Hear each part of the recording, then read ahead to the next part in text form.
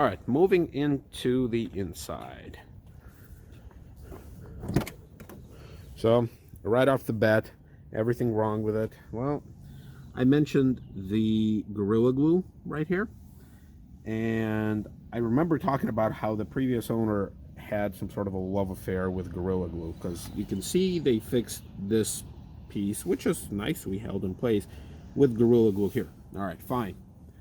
But then they fixed the same thing with Gorilla Glue on here. You can kind of see it's coming out from between here, and it does look like Gorilla Glue. I can't think of it being anything else. And I believe the same owner must have fixed this with Gorilla Glue, and there's similar stuff on the other side. So for whatever reason, these door sills, or maybe the silver part where it says Lincoln on it, started coming off, and the previous owner couldn't find any other way to fixing it other than sticking a bunch of Gorilla Glue, which I can see some of it is actually peeling off. So I don't know if it's the glue that did that or something else. But all this, I mean, I would have picked a lot of different material other than the Gorilla Glue, but I wasn't there to stop him, so shame on me. Okay, so moving on to the inside. Not going to talk about this anymore because I covered it pretty effectively in my other video. This is not a defect. That's just how these were built, which is a shame, but what are you going to do? So, right here on the seat. Time to talk about this happening. So, when I first bought this, when I first sat in this car, I noticed that this piece right here, this is the driver's seat, obviously, there were white lines. Now, the leather itself wasn't cracked, wasn't ripped, at least not yet. But the wear, and I remember this wear, I know of this wear, because the reason why is basically the seat, how wide it is simply human nature to plop your rear end right on here. And over time, over the years, this is the high traffic area. And this is why you see this. So what I did was I bought a product, which I don't remember the name of it. I think Konica, something like that, with a C. And it's basically a paste, which you have to mix together to do a color match. And obviously I didn't do a very good job because you can see the difference right there. But anyway, after mixing, like, so it comes with several different little tubes. I think all your primary colors, the white, the red, the blue, some other combination. And you have to mix it based on their chart to color match the seat. Now, I never thought that color matching the color tan would be so difficult. But after mixing it for probably over an hour and adding like a little drops of different types of color to match it, I was like, screw it. I gotta get this repaired. So right now it looks okay. I mean, to me, I know you might disagree, obviously, but just I applied it with a brush to kind of just fill in the cracks. Now you can still see the cracks. This started happening after my fix, and I think I'm gonna continue to kind of fix it this way. Now, I did go to an upholstery shop by my house. They wanted like $350 to fix two things. To basically stitch a new piece of leather here, which I thought was a bit too much, and fix the other thing that I wanted to talk to you about is the sagging seat.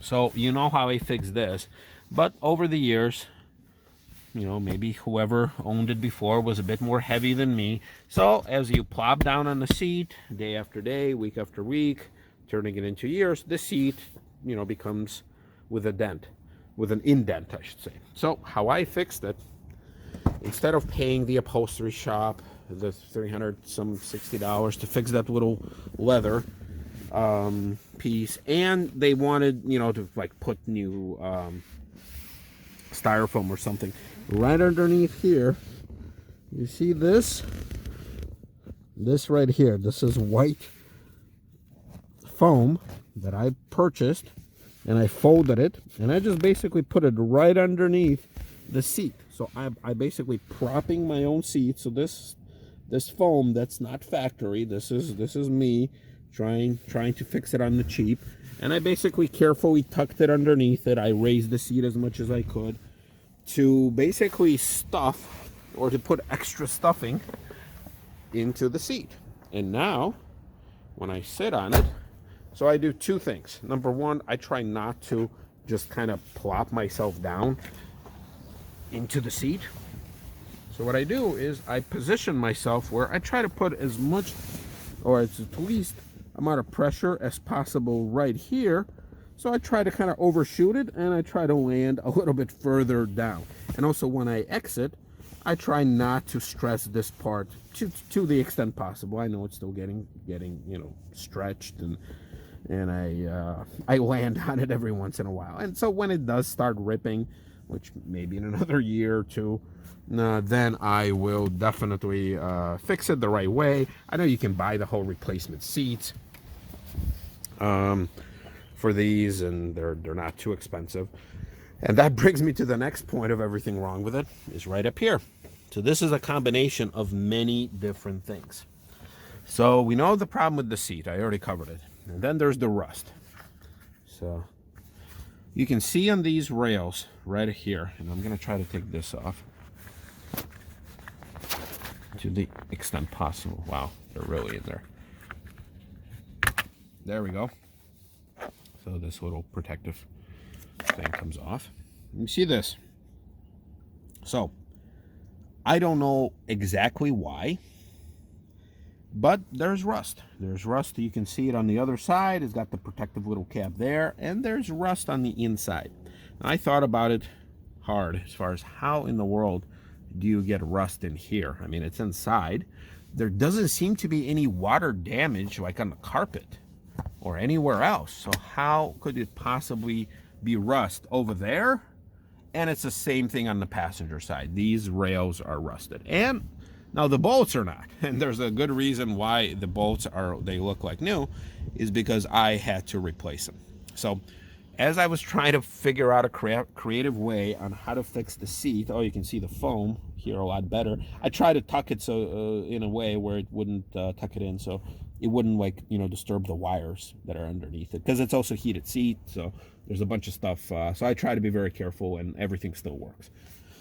But as I was trying to do all that, I wanted to take the seat off, you know, just take it out of the car, and I wanted to do it on both sides.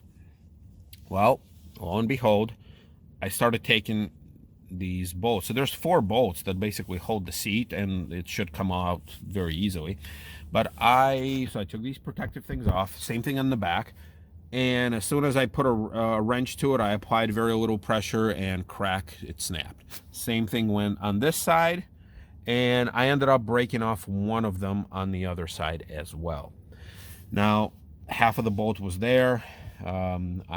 You know, it happened over the weekend. I had to use the car on Monday to go to work. So I ended up, you know, having a very reclining seat, because the whole seat basically just started, you know, waving back and forth. So I was very careful. I had to hold on to the steering wheel, basically not to tilt over. Yeah, it was very interesting drive that morning. So I took it to a repair shop. They took the rusted bolts out. You know, they didn't charge too bad for it. And so I ended up with, so the front seat now, if I really wanted to take it out, I can. The rear screws and bolts, they are fine. I could take them off without breaking them off. But as I started doing, you know, that side, I learned pretty quickly is that, you know, on an old car that's rusting, and I have no idea why. I have some hints as far as what could have done it. You know, number one, it could definitely be, so you can kind of see right here, moving the seat, and there's the Gorilla Glue again on this side, so you can kind of see it right here. You know, these things are more difficult. There you go. Oh, look at that. Look at that. I just broke it on film. Very, very unfortunate, but not a big deal. So you can see this is how the bolts looked on all 4 of them. And right up here on this side,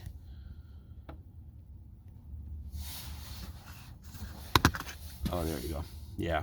So something about these bolts and something about these rails which I don't know if I'm probably not the only one, and I do feel stupid for breaking this off, but the good thing is they can just slide back in here, and this little piece that broke off doesn't really matter.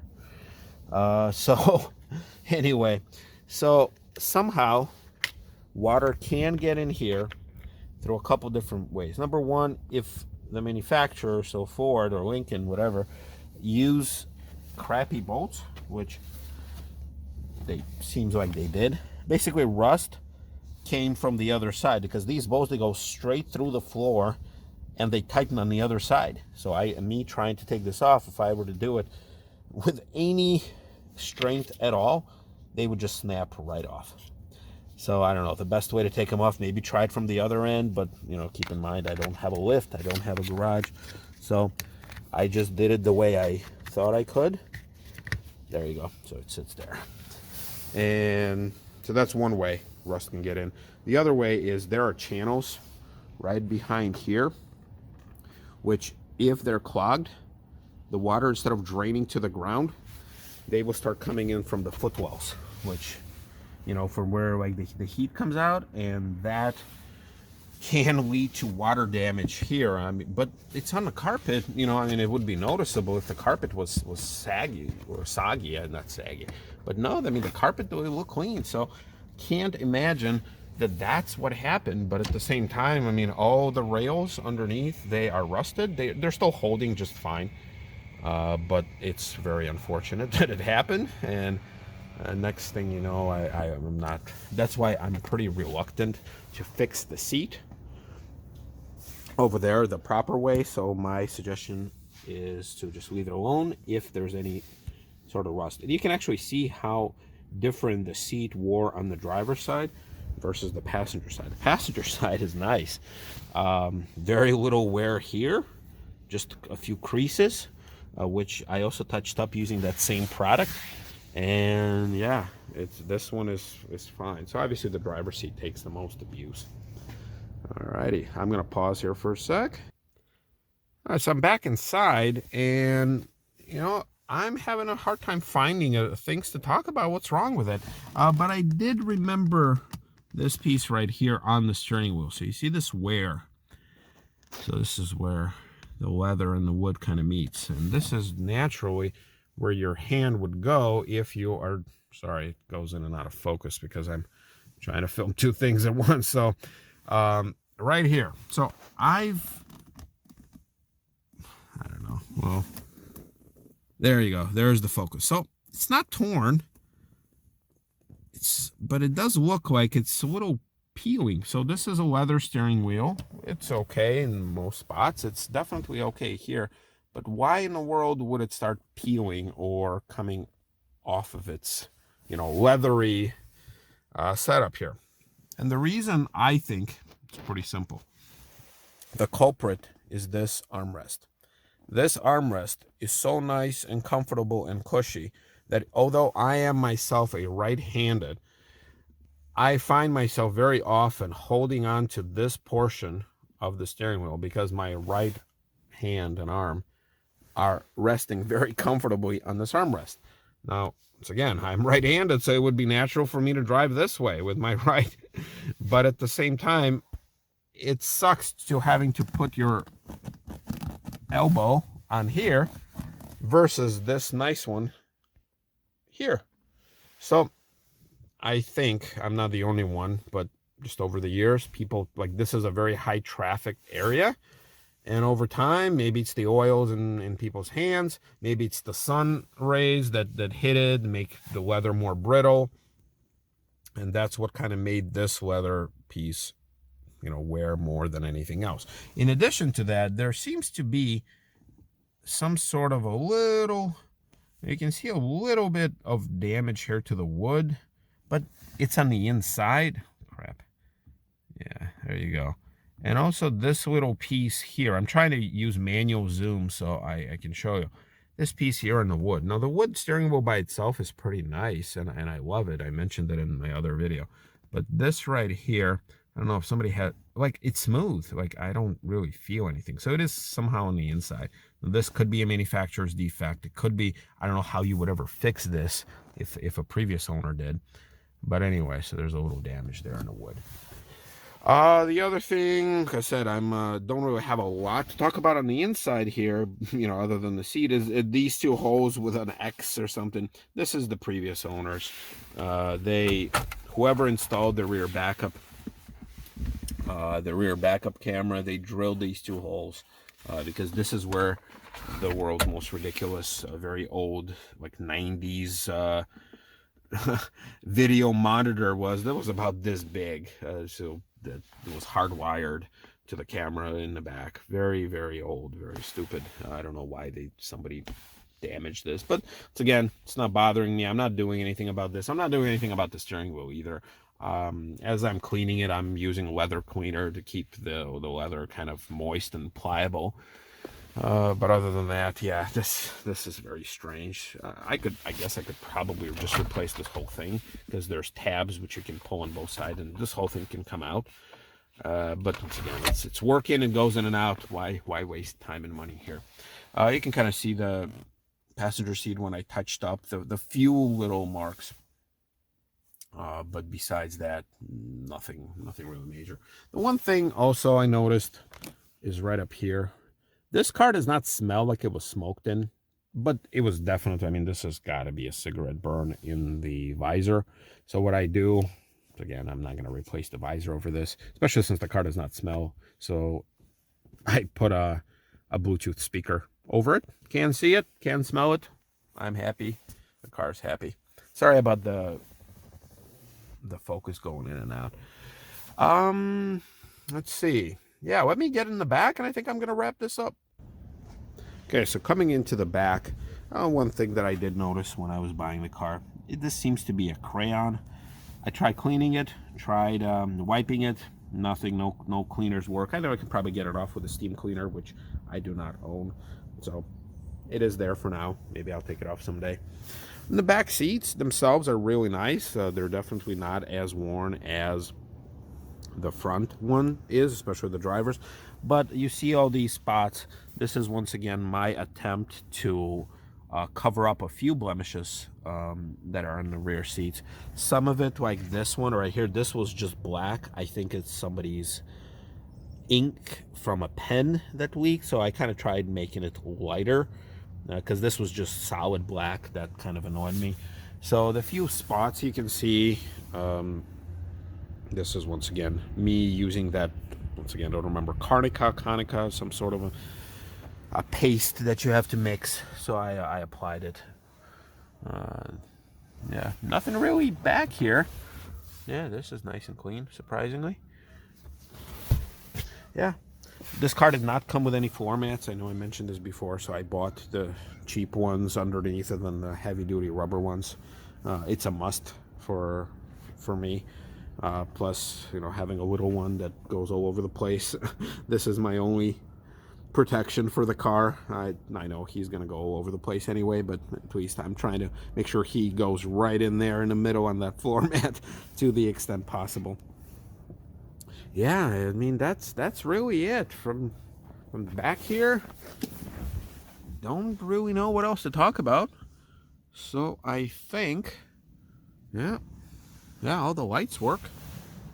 So, yeah. All right, everyone. I know this video ran a bit longer, I think, than I thought it would. And I want to thank you once again. I keep making these videos. I do have some plans to add variety, so I don't always talk about this one car, because obviously I'm going to run out of material pretty quickly, and I think I'm already there. So I'm going to try to make a different video, probably still involving this car, but maybe just not focused on everything about it. Maybe put it in a different atmosphere or in a different setup. So, all right, if you guys have any good ideas or maybe have any questions, please, shoot away in your comments. And, oh, the ducks. There's the ducks. Somewhere down there. You can hear him. I don't know if you can see him.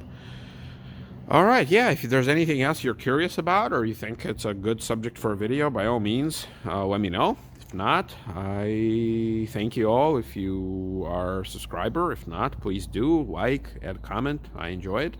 And thank you.